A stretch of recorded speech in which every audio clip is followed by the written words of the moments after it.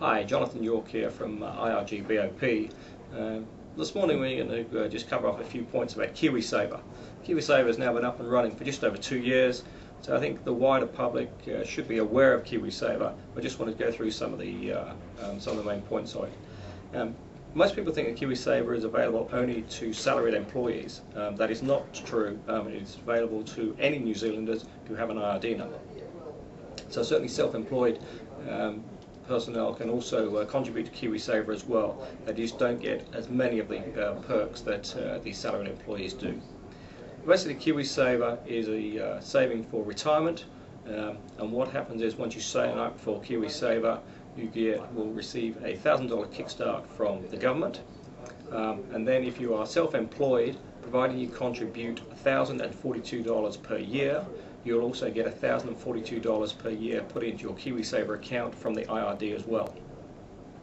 If you are a PAY employee, you will contribute 2% of your salary, your employer will contribute 2% of your salary, and you will also get the contribution from the IRD up to a maximum of $1,042. So just go through some of the numbers here. If you are self-employed and you are saving the $20.04 per week for 20 years at a conservative 4%, after 20 years you will have approximately $66,080, of which you contributed only about 20,000 of that. So you can see it's all about consistency of performance in terms of returns rather than chasing last year's winner. I think what has happened certainly in the first couple of years, that there has been some switching out of the Kiwisaver providers as people get their end of first year results and they have realised that they are in a fund that hasn't produced a higher return as the top performer. So what they've done is now switched into that top performer. And traditionally what has happened is that people have been backing last year's winners rather than looking for a consistent return over the time period, because after all we're talking about saving for retirement.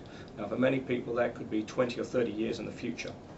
So what you are looking for is going to be a consistent return rather than just a 1 year high return and then 2 or 3 years of pretty mediocre returns.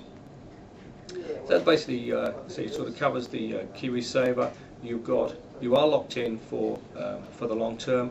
The funds are only available at normal age of entitlement, which is currently is 65 years of age. That may well increase over time for some of us younger peoples.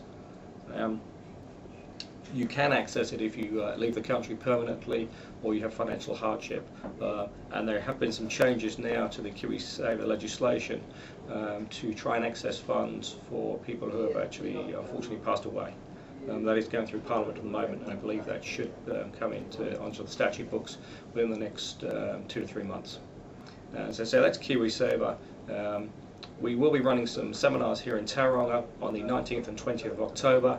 We'd love for you to come along and hear what we have to say. It'll be great to see you all. Thank you.